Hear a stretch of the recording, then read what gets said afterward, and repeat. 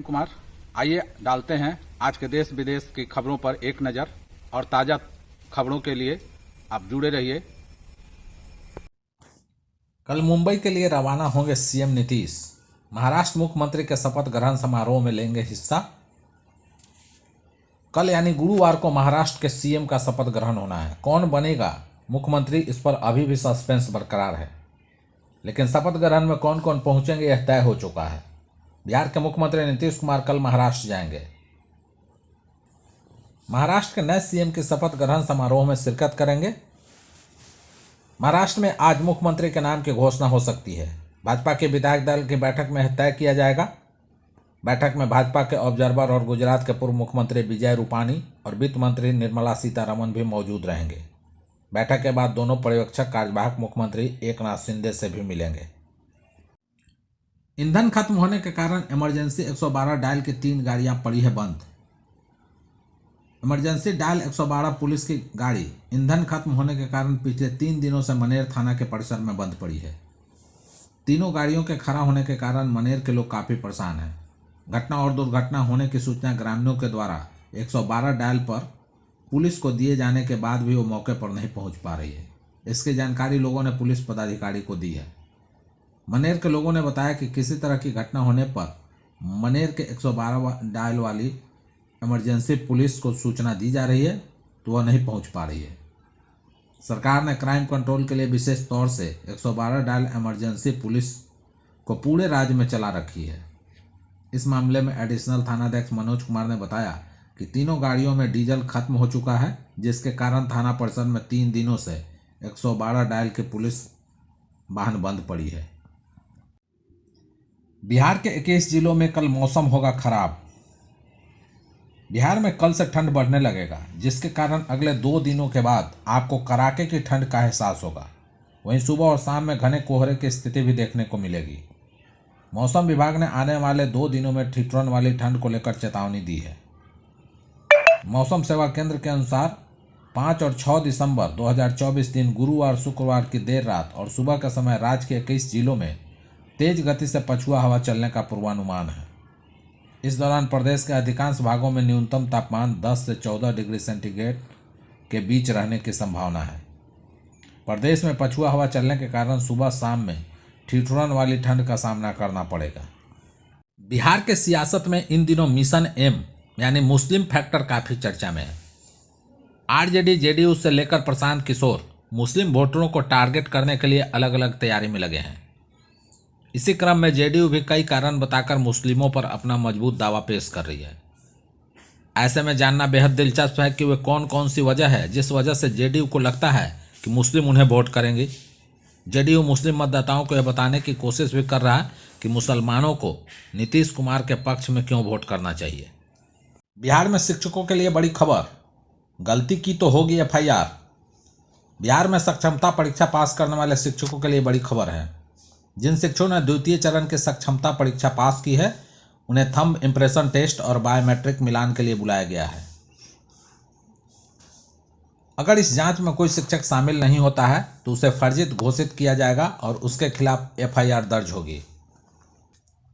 इस जांच का उद्देश्य यह सुनिश्चित करना है कि सक्षमता परीक्षा पास करने वाले सभी शिक्षक वास्तविक हैं, इसमें कोई फर्जीवाड़ा नहीं हुआ है।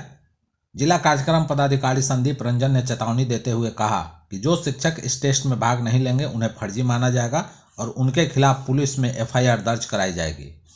इस पूरे टेस्ट प्रक्रिया की निगरानी करने की जिम्मेदारी जिला शिक्षा कार्यालय के प्रधान लिपिक को दी गई है। वित्त मंत्री निर्मला सीतारमण 6 दिसंबर से अलग अलग पक्षों के साथ बजट पूर्व परामर्श मीटिंग शुरू करेंगे। इस पूरी प्रक्रिया के तहत वित्त मंत्री 6 दिसंबर को दिग्गज अर्थशास्त्रियों से मिलेंगे। वित्त मंत्री इस दौरान चालू वित्त वर्ष की दूसरी तिमाही में जीडीपी के साथ तिमाहियों में सबसे निचले स्तर 5.4% रहने के बीच अगले साल पेश होने वाले बजट के बारे में उनसे सुझाव लेंगे। सूत्रों ने कहा कि इसके बाद 7 दिसंबर को वित्त मंत्री की बैठक किसान संगठनों, कृषि अर्थशास्त्रियों और सूक्ष्म लघु एवं मझोले उद्यम सेक्टर के प्रतिनिधियों के साथ होगी। केंद्रीय वित्त मंत्री निर्मला सीतारमण 1 फरवरी 2025 को वित्त वर्ष 2025-26 के लिए केंद्रीय बजट पेश कर सकती हैं। निर्मला सीतारमण द्वारा पेश किए जाने वाला ये लगातार 8वां बजट होगा। इसके साथ ही ये प्रधानमंत्री नरेंद्र मोदी के नेतृत्व वाले एनडीए सरकार के तीसरे कार्यकाल का दूसरा पूर्ण बजट होगा, जो 2047 तक विकसित भारत के लक्ष्य को प्राप्त करने के लिए नीतिगत दिशा प्रदान करेगा। नीतीश कुमार का चुनाव से पहले मास्टर स्ट्रोक। राज्य सरकार के मंत्री और वित्त मंत्री अब 15 करोड़ से लेकर 30 करोड़ रुपए तक की योजना स्वीकृत कर सकेंगे। वहीं विभाग के अपर मुख्य सचिव, प्रधान सचिव और सचिव 5 करोड़ रुपए तक की योजना स्वीकृत कर सकेंगे।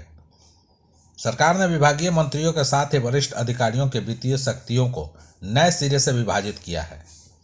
इतना ही नहीं, योजनाओं की समीक्षा और स्वीकृति के लिए भी अलग अलग समिति गठन का प्रस्ताव भी स्वीकृत किया गया है।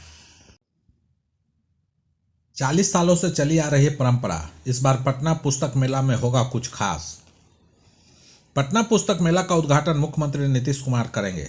इस समारोह में उप मुख्यमंत्री सम्राट चौधरी और उप मुख्यमंत्री विजय कुमार सिन्हा विशिष्ट अतिथि होंगे। 40 वर्षों से लगने वाले बिहार का अपना लोक उत्सव CRD पटना पुस्तक मेला गांधी मैदान में सज धज कर तैयार है। कलकत्ता से आए 100 से अधिक कलाकर्मी अब इसे अंतिम रूप दे रहे हैं। 6 से 17 दिसंबर 2024 तक लगने वाला पटना पुस्तक मेला पीली रोशनी और सीरीज बल्ब की छतरी से नहाया हुआ रहेगा। अंधकार को चीरकर किताबों के प्रकाश से प्रकाशित होने को तैयार है। इस बार पटना पुस्तक मेला अपनी पुरानी जगह पर गेट नंबर 5 की ओर लगेगा। 6 और 10 नंबर गेट की ओर से भी पुस्तक प्रेमी गांधी मैदान में प्रवेश कर सकते हैं। इस बार पटना पुस्तक मेला में 3 गेट से प्रवेश करने की सुविधा रहेगी। 3 गेट पर टिकट काउंटर भी होगा। यह जानकारी देश के चर्चित लेखक और CRD पटना पुस्तक मेला के अध्यक्ष रत्नेश्वर ने दी। पटना में पुलिस वालों ने बढ़ातियों से वसूले पैसे, दरोगा और होमगार्ड के जवान समेत 4 पुलिसकर्मी गिरफ्तार।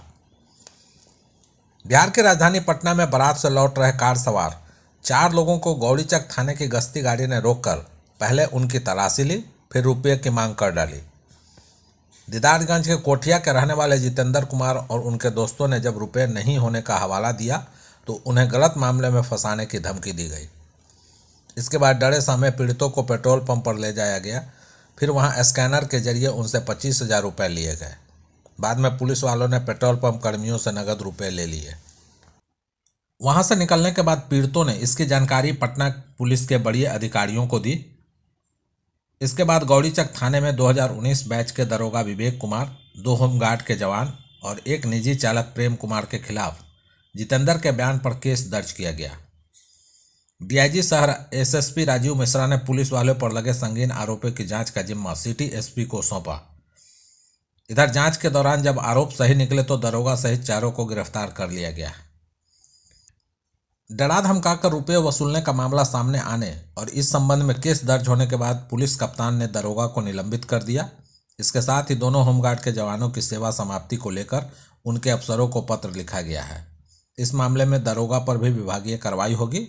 इसके बाद उसे बर्खास्त भी किया जा सकता है। सरकार में आए तो देंगे 200 यूनिट फ्री बिजली, तेजस्वी यादव ने किया वादा।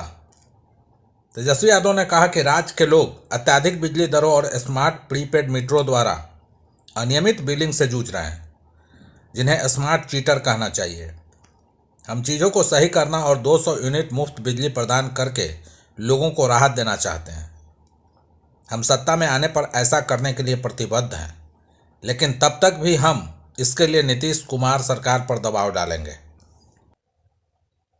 नेता प्रतिपक्ष तेजस्वी ने आरोप लगाया कि मुख्यमंत्री नीतीश कुमार वह नहीं रहे जो वह थे और वह उस मंडली का मुखौटा बन गए हैं जो राज्य में सत्ता सींचती है। उन्होंने यह भी आरोप लगाया कि महिला संवाद यात्रा के लिए 250 करोड़ रुपए के बजट का आवंटन किया गया है, जिसे मुख्यमंत्री जल्द ही शुरू करने वाले हैं। उन्होंने कहा कि सार्वजनिक धन को बर्बाद किया जा रहा है। ऐसा लगता है कि नौकरशाही को लूटने की खुली छूट दे दी गई है।